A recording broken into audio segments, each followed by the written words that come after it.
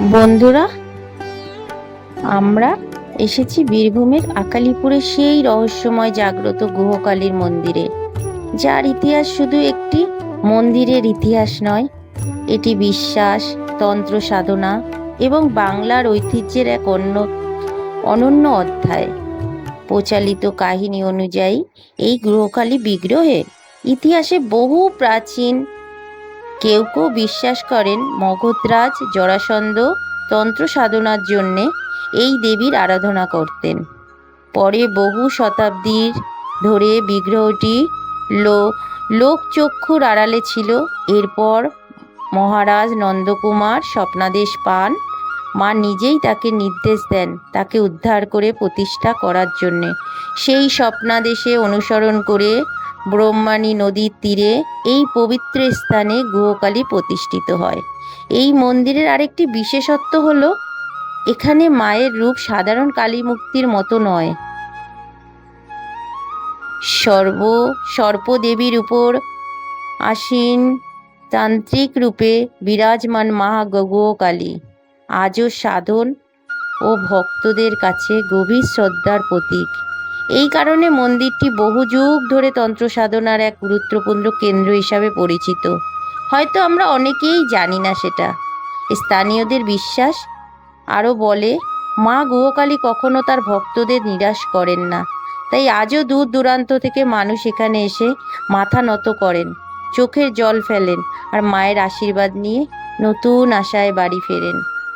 আজ আমরা সেই ইতিহাসে সাক্ষী হতে, বিশ্বাসের অনুভব করে মা গুহকালীর চরণে প্রণাম জানাতে এসেছি। তো চলুন সেই মা গুহকালীর সম্পূর্ণ ইতিহাস জেনে মাকে দর্শন করি আর মায়ের কাহিনীটা শুনি ওখানকার স্থানীয় লোকেদের কাছ থেকে। এ মায়ের রূপ কিন্তু কালী রূপে নয়, পুরো সম্পূর্ণ আলাদা রূপে রয়েছে। হয়তো অনেকে জানেনই না যে এই কালী মূর্তি রয়েছে কোথায়। আজ আমি চলে গেছিলাম সেই বীরভূমের কিন্তু সেই প্রান্তে, তুলে ধরেছি আপনাদের কাছে। তো আশা করব ভিডিওটাকে স্কিপ না করে সম্পূর্ণটা দেখার অনুরোধ আপনাদের কাছে থাকবে। আর আপনারা ভিডিওটা শেষ পর্যন্ত দেখে কেমন লাগলো অবশ্যই কিন্তু জানাবেন। হ্যাঁ, ভিডিও দেখার আগে আপনাদেরকে একটা কথা বলে দিই, যারা এখনও পর্যন্ত আমার চ্যানেলটাকে সাবস্ক্রাইব করেননি তারা কিন্তু চ্যানেলটা সাবস্ক্রাইব করে নেবেন, যাতে আপনাদের কাছে এরকম নতুন নতুন ভিডিও তুলে ধরলে পরে আপনাদের কাছে চলে যায়। আর সঙ্গে বেল আইকনটাও কিন্তু টিপে দেবেন। কেন বলুন তো? নতুন ভিডিও আসলে আগে আপনি যাতে দেখতে পারেন। আর আপনারা আমার পাশে থাকলে পরে আমি এভাবেই আপনাদেরকে নিয়ে চলে যাব দূর দূরান্ত অজানা কোনো জায়গা যা আপনাদের চক্ষুর আড়ালে রয়েছে, সেই সব জায়গায় আমি যাতে তুলে ধরতে পারি।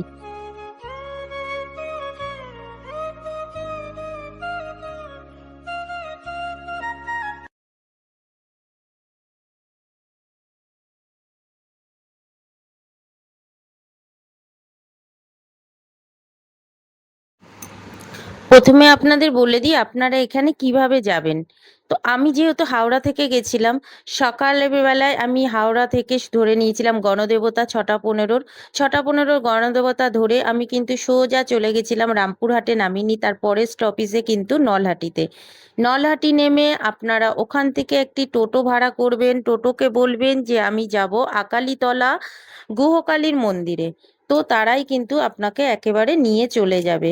যদি রিজার্ভ করে যান তাতেও ভালো, কেননা আসা যাওয়ার জন্য খুবই সুবিধা হবে। কেননা ওখান থেকে আপনাদের হয়তো অন্য গাড়ি পাওয়া খুব একটা মানে সুবিধা হবে না। তো সেক্ষেত্রে আমি তো বলবো রিজার্ভ করে যাওয়াটাই সব থেকে ভালো। তো গ্রামের ভেতর থেকে মেঠো রাস্তা পার করে খুব সুন্দর একটি পরিবেশ থেকে কিন্তু যেতে হবে। যাওয়ার পথে কিন্তু আপনাদের দৃশ্যটা ভীষণ সুন্দর লাগবে, দু সাইডে ধুধু মাঠ আর সঙ্গে কিন্তু পেয়ে যাবেন আপনারা সেই সামনে সেই মন্দির। তো চলুন ধীরে ধীরে, আপনাদেরকে তো রুটটা বলে দিলাম, চলুন। তো অনেক আশেপাশে দোকান রয়েছে, তো আমি একটা দোকান থেকে প্রসাদ নিয়ে নেব, ফুল নিয়ে নেব। এখানে আপনাদের যেরকম ইচ্ছে আপনারা নিতে পারেন, ফুলের ডালা মানে পুজোর ডালা। তো আমি এখানে নিয়ে নিচ্ছি। আমি যেহেতু অনেক জায়গায় যাব বলে আমি অল্প করে পুজো দিচ্ছি, আমি 21 টাকা নিচ্ছি। তো 21 টাকাতেই দেখুন কত সুন্দরভাবে কিন্তু সবকিছুই দিচ্ছে। এখানে কিন্তু সব রকমের ফল আছে, দেখুন পেয়ারা রয়েছে, শসা রয়েছে, আপেল রয়েছে, সমস্ত কিছু রয়েছে, আলতা সিঁদুর, যে যেরকম যা কিছু আছে সব মিলিয়েই কিন্তু দেবে। এটা কি 21 টাকা দিচ্ছেন দাদা? হ্যাঁ, বাহ, 21 টাকার এত কিছু! এত কিছু। বাহ। অন্য জায়গায় দেখুন আপনারা একটা জিনিস কিন্তু আমি দেখতে পাচ্ছি, এখানে এত কম পয়সায় ডালার যে কোনো আর কোনো ডিমান্ড নেই, কোনো চাহিদা নেই, কোনো জোর জুলুমবাজি, কোনো মানে জবরদস্তি নেই। এই যে এত সুন্দরভাবে দিচ্ছে, দেখুন ডালাটার ভেতরে কত কিছু দিয়েছে, দিয়ে কিন্তু মাত্র 21 টাকা। বুঝতে পারছেন? তো চলুন এবার আমি মন্দিরে যাব, গিয়ে পুজো করব। আর দাদা আপনার নাম কি? আমার নাম সাহেব ভট্টাচার্য, আমার দোকানের নাম হলো শেফালি পূজা ভান্ডার। আচ্ছা। তো আপনাদের এখানে মানে বছরে মানে কখন এই জায়গাটা উৎসবটা বেশি উৎসবটা হয়? বেশি হয় আমাদের পৌষ মাসে সংক্রান্তি, বছরে দুটোই মেলা বসে, এক পৌষ মাস সংক্রান্তি আর চতুর্দশী, বছরে দুটোই মেলা বসে। আচ্ছা, এই দিনে মেলা বসে মেলা বসে, এখানটাতে। হ্যাঁ, আর এমনি রেগুলারই লোকজন আসে পুজো মোটামুটি দিতে? মোটামুটি। আর শনিরও মানে এখানে কি হ্যাঁ, শনি মঙ্গলবারটা বেশি বেশি ভিড় ভিড় হয়, ভিড় হ্যাঁ হয় ভিড় বেশি, হয়। তাই তো? যেহেতু কালী ঠাকুর, তাই হ্যাঁ, সেই কারণে। তো বুঝতেই পাচ্ছেন এই দাদার দোকান কিন্তু একদম মন্দিরের পাশেই রয়েছে, শেফালি পূজা ভান্ডার। পূজা ভান্ডার। তো আপনারা যদি কখনো আসেন, বা আপনার একটা নাম্বার দিয়ে দিন তো, যাতে লোকে এখানে বলুন, মুখে বলুন, তাতে কি হবে, কেউ যদি এখানে আসার জন্য যোগাযোগ কন্ট্যাক্ট করতে করার জন্য। কন্টাক্ট করে বা কোথা দিয়ে আসবে, তাহলে সুবিধা হবে। আপনার নাম্বারটা একটু বলে দিন। 7865828588। আর একটা আর কথা, আরেকবার বলুন। Seven 7865 six five eight double two 822 858। 858। আর একটা ছোট্ট কথা হলো, হুম। মায়ের মন্দিরে অন্ন সেবা করা হয়। আচ্ছা। যদি সেবা করার ইচ্ছা থাকে হ্যাঁ। এই নম্বরে যোগাযোগ কন্ট্যাক্টটা করতে পারবেন। আচ্ছা, এটা কি আগের দিয়ে করে নিতে হয় হ্যাঁ, নাকি? 10টার মধ্যে ফোনটা করতে হয়। আচ্ছা আচ্ছা। মায়ের অন্নভোগে কি কি দেওয়া হয় আর কত টাকা করে নেওয়া হয়? পার হেড 70 টাকা করে নেয়। মায়ের আচ্ছা অন্নভোগে থাকে একটা আতপ চালের ভাত, যে আচ্ছা কোনো একটা ভাজা, আচ্ছা। ডাল, একটা 5 পিসের তরকারি, মাছের টক আর পায়েস। ও, মাছের টকও মাছের টক থাকে? এটা মাছটা এখানে, ও, এটা মাস্ট। মানে মাকে মাছ মাছে মাছ দেওয়া হয়, লাগবে। বাহ। তো বুঝতেই পাচ্ছেন, আপনারা কিন্তু এই দাদার কন্টাক্ট নাম্বার দিলে, এই যদি আপনাদের মনে হয় আপনারা কখনো আসবেন, আপনারা তো তারাপীঠে আসেন, তারাপীঠে আসলে পরে অবশ্যই কিন্তু, এটা কিন্তু অনেকেই জানেন না, তো এইখানে কিন্তু একবার হলেও ঘুরে যাবেন। তো চলুন এবার আমি মায়ের দর্শন করাবো। এবার এখান থেকে কিন্তু আমি এবার মন্দিরে প্রবেশ করছি। দেখুন মন্দিরের মাথায় কিন্তু একটি নাগের ফনা দেয়া রয়েছে।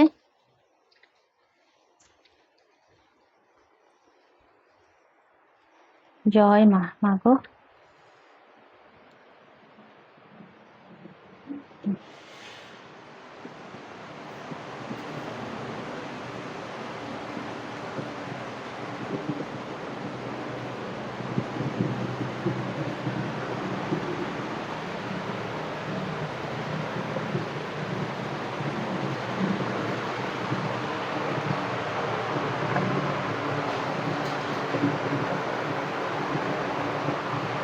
নিচে রয়েছে মা। জয় মা।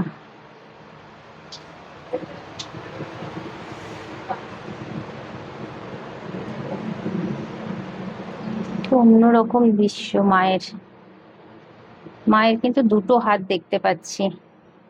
ঠাকুরমশাইয়ের কাছ দিয়ে নিশ্চয়ই শুনবো, জানবো এখানকার কাহিনী।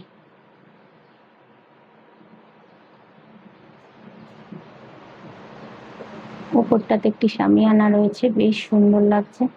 দৃশ্য মাটাকে দেখুন।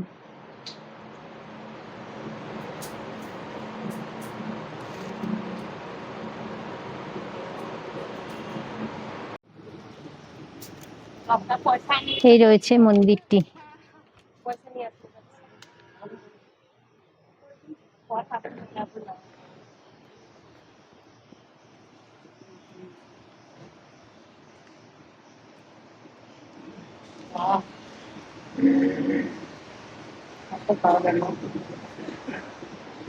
কালী মা।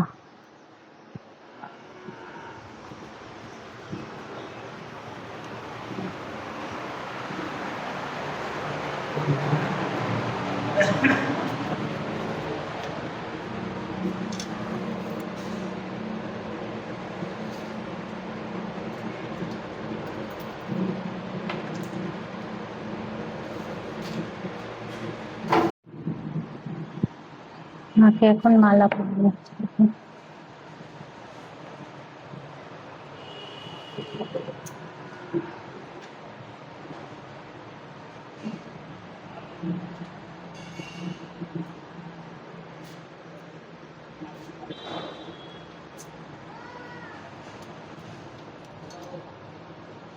এখানে কিন্তু রয়েছে একজন মানে কাকু, আমি তার কাছ থেকে এই মন্দিরের সম্বন্ধে সমস্ত কিছু একটু জেনে নেব। তো নমস্কার কাকু, জয় মা। আপনার নামটা একটু বলুন। আমার নাম সুব্রত ভট্টাচার্য। আমি এখানে দোকান পারপাসে মোটামুটি 38 বছর ধরেই আছি। আচ্ছা, আপনি কালী সম্পর্কে জানতে চাইছেন, তাই না? হ্যাঁ, এখানকার এই মন্দির, এই কালী সম্বন্ধে জানতে চাই। দেখো মা, মহাকাল সংহিতায় বলা হয়েছিল নবকালীর মধ্যে সর্বপ্রথম এই কালী।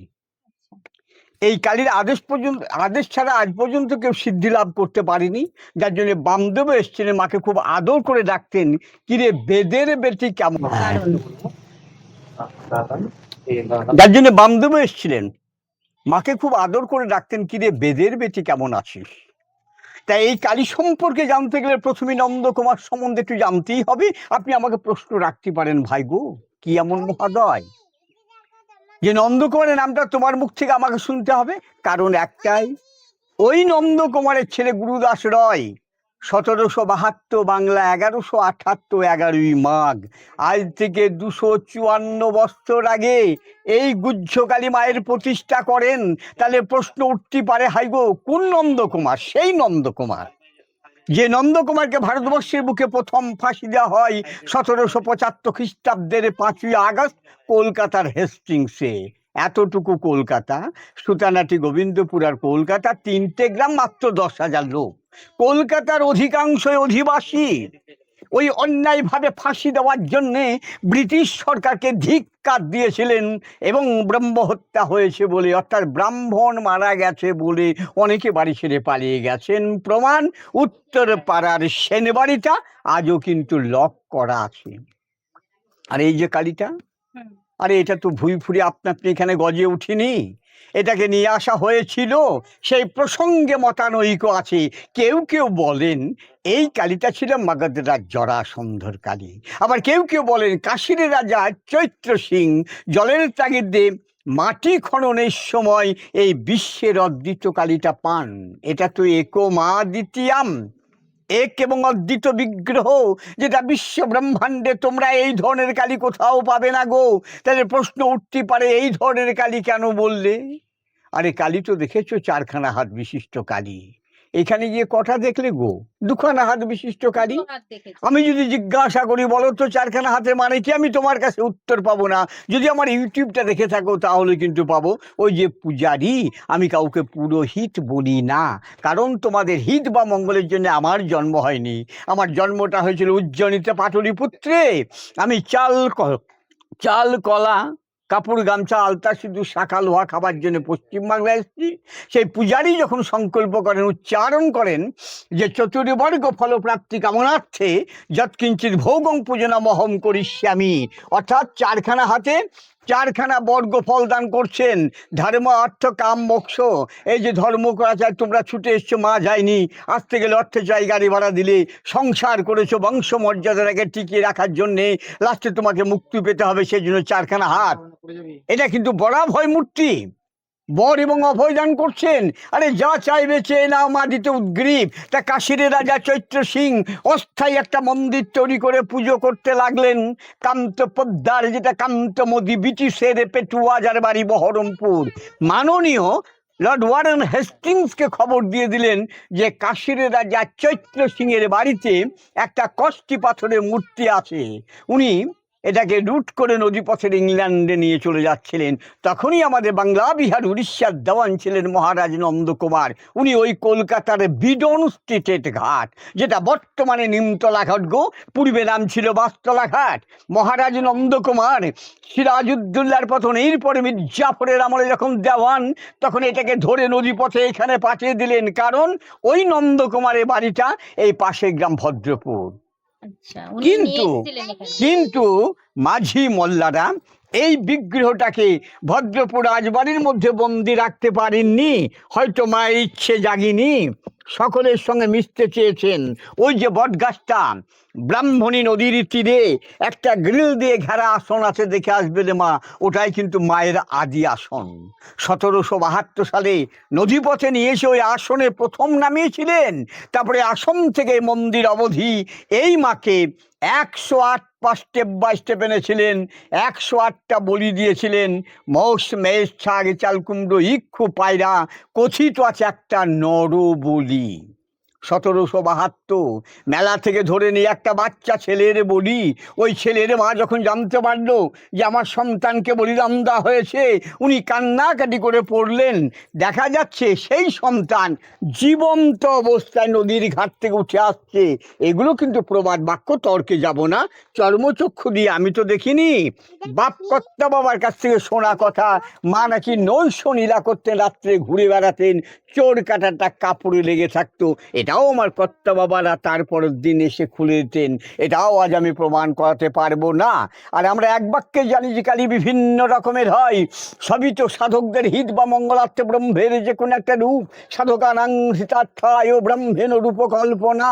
ওই মহাকালীর উপর দক্ষিণ পাটা থাকলে ডাকি দক্ষিণাকালী, ওই মহাকালীর উপরে বাম পাটা থাকলে ডাকি বামাকালী, শ্যামবর্ণা রং হলে শ্যামাকালী, ছেলে করে থাকলে গোষ্ঠকালী। এ কালী কিন্তু গুহ্য, একান্ত গোপনীয়তা, হঠযোগ, গুহ্য তত্ত্ব, যেটা আমরা গোপন কালী বলি। আর এই কালীটার মধ্যে একটু লক্ষ্য করো রে বাবা, কালীটার মধ্যে কি দেখছো? চতুর্দিক নাগ ফনা বেষ্টিতাম, চারিদিকেই সাপের ফনায় বেষ্টন করে আছেন যিনি। মাথাটায় লক্ষ্য করেছো কিনা জানি না, মাথায় গিয়ে দেখো সহস্র ফানা সঙ্গে জিত্তাং মানান্তাং শিরসোপরি, শিরের উপরে আছে 1000 সাপের ফনার মুকুট বা চূড়া। কাম দুটো লক্ষ্য করো, দেখো দুটো বাচ্চা ছেলের দুল। তাহলে মা প্রসবিনী সন্তানে বাৎসলা, সেটা কিন্তু প্রমাণ করাচ্ছেন ওই কাম দিয়ে সন্তানে প্রসব করে। প্রশ্ন উঠতে পারে, ভাই কাম দিয়ে কি ছেলে হয়? কর্ণের তো জন্ম কুন্তির কাম দিয়ে, মধুকৈটবের জন্ম বিষ্ণুর কর্ণের ময়লা দিয়ে, জাহ্নবীর উরুবা জাং দিয়ে, গণেশের দুর্গার দেহের ময়লা দিয়ে, কুশের কুশ ঘাস দিয়ে, ব্রহ্মার বিষ্ণুর নাভি কুণ্ড দিয়ে, অন্ধাসুরের জন্ম শিব দুর্গার ঘাম দিয়ে, আর জলন্ধরের জন্ম শিবের ক্রোধ থেকে, নন্দীভিঙ্গির জন্ম শিবের জটা থেকে। তাই মা প্রসবিনী, সেটা প্রমাণ করাচ্ছেন ওই কাম দিয়ে সন্তান প্রসব করে। আমরা আর কি দেখব? না গো যজ্ঞ পবিতাঙ্গে না গো সজ্জানি শীর্ষিং, সজ্জা বিছানা বা গদি কার? সাপের উপবিত পৈতে, সেটাও তো সাপেরই পৈতে। অনন্ত নাগ এবং তক্ষক রাজ, সাপেদের যে রাজা, অষ্ট নাগের মধ্যে দুখানা নাগ মায়ের বলয়। 51টা বীজ হচ্ছে মণ্ডামালা, বনমালা মহোদুরিম। বনের যে কোনো মালা কিন্তু মায়ের খুব প্রিয় গো।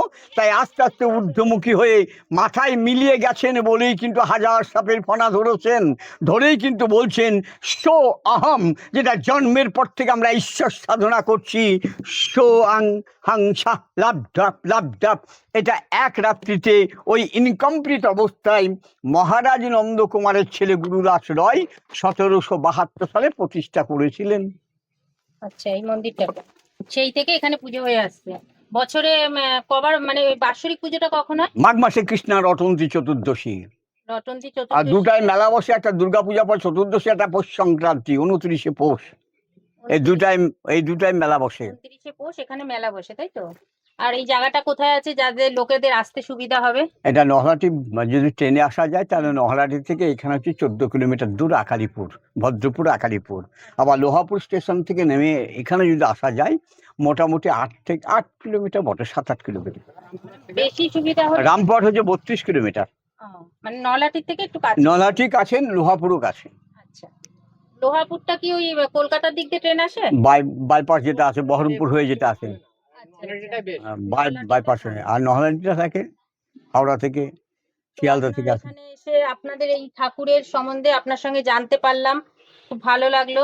এবার ঘাটটা ওখানে আছে বললেন না? বললাম তো, ওই নদীর ধারে, ব্রাহ্মণী নদীর তীরে বটবৃক্ষের নিচে যে আসন আছে, ওটা মায়ের আদি আসন। মায়ের আসন। তো চলুন আপনাদেরকে না আমি ওই বটবৃক্ষে, মানে নদীর ঘাটটা একটু দেখিয়ে আসি। এই দিকটায় আছে নদীর ঘাট, ওই যে উনি বললেন। চলুন সেখানটার দিকে একটু যাই।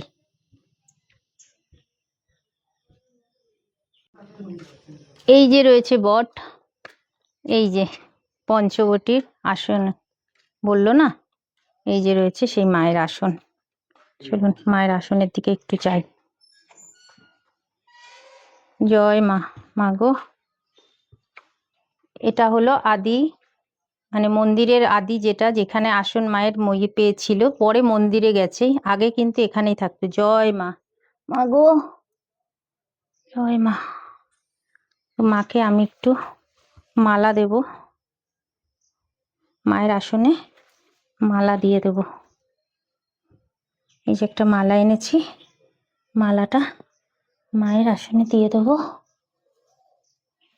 মা গো, ও মা, মায়ের আসনে এই মালাটা দিয়ে দিলাম। এটাই হলো মানে আসল মায়ের স্থান। এই যে পেছনে রয়েছে বট গাছ, আর এই পাশে রয়েছে নদী। আমি আপনাদেরকে নদীটা দেখাচ্ছি। তো এই মায়ের মন্দিরে মাকে দিলাম, দেয়া হয়ে গেছে। এবার যাই আপনাদেরকে ঘাটটাকে দেখাই। চলুন নদীর ঘাটটাকে দেখাই। একটা জিনিস দেখুন, এখান থেকে কিন্তু মায়ের মন্দির সোজা দেখা যাচ্ছে, ক্যামেরায় উঠছে না ঠিকই, কিন্তু এই যে আসল মন্দির, আসল মানে আসল আসনে বসেছিল, আর ওখান থেকে কিন্তু সোজা রয়েছে মায়ের মন্দির। আর এদিকটায় বোধহয় সম্ভবত নদীটা রয়েছে, দেখি এদিকটায় বোধহয় রয়েছে, এই রয়েছে ব্রহ্মাণী নদী। দেখুন এই যে ঘাট রয়েছে, এই যে রয়েছে ব্রহ্মাণী নদী।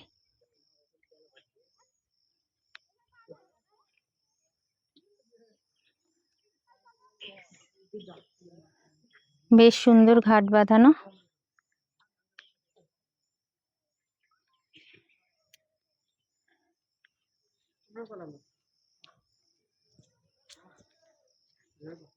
লিচি বট গাছ।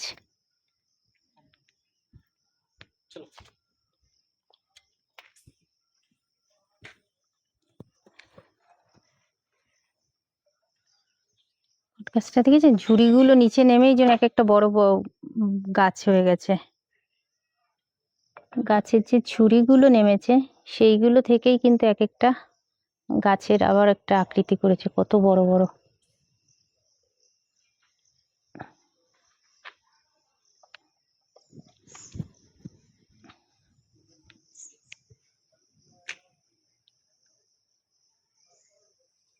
আর এখানে কিন্তু মায়ের ভোগ প্রসাদ রান্না হয় না গো?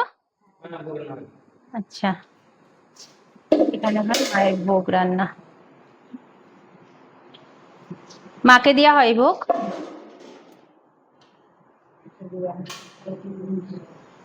এখানে রান্না চলছে। কি কি ভোগ হয়? আতকের রান্না হয়, মুগের ডাল হয়, একটা শাক কিংবা আলু ভাজা হয়, পায়েস হয়, একটু মাছের টক হয় সামান্য। ও, মাছের টকটা থাকবেই না? আচ্ছা আচ্ছা। তো এখানে যারা ভোগ খেতে চাইবে তাদের জন্য কি আগের থেকে বলতে হয় নাকি? হ্যাঁ, কার্ডে ফোন নাম্বার আছে, ফোনে ফোন করতে হবে। আচ্ছা 10:30টার মধ্যে ফোন। আচ্ছা, আগের থেকে ফোন করে দিলে তবে গিয়ে হবে, না হলে তো কি করে করবে এত লোক, কখন কে আসবে না আসবে। তো বুঝতেই পাচ্ছেন, এখানে কিন্তু এই যে মন্দিরের পাশেই রয়েছে কিন্তু ভোগের ঘর, এখানে ভোগ হয়, আর এই ভোগেই কিন্তু মানে খাওয়ানো হয়। আর আচ্ছা, এটা কি থাকার জায়গাও আছে নাকি না, এখানে? এখানে থাকার জায়গা নেই। এখানে থাকার ব্যবস্থা নেই না? না, ওই যে অতিথি ভবন লেখা রয়েছে ওই জন্য দেখলাম। ওইটা এখনো নতুন হলো আর কি। আচ্ছা আচ্ছা, ওই অনুষ্ঠানের সময় যদি কোনো ইয়েতে অসুবিধা হয়। আচ্ছা,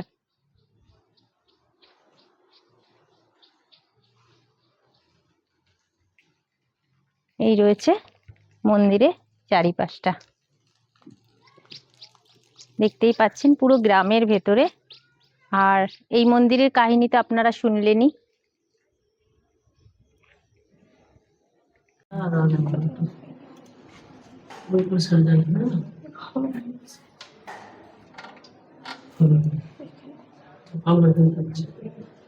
পুজোর সব গোছ কাজ করছে, পুজোর বসবে।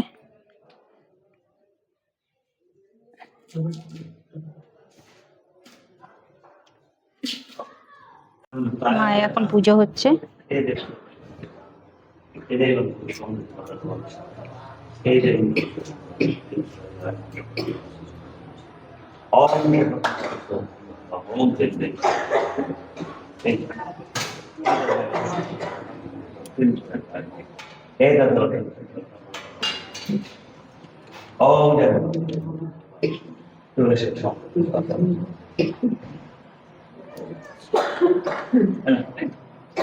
ওটা দিয়ে নিচ্ছি।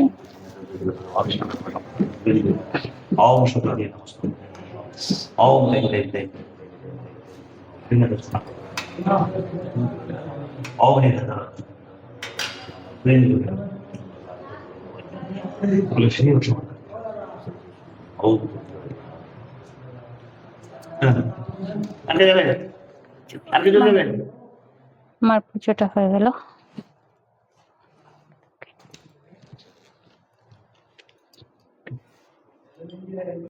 Banda Pushpador Dharma Shri Chukan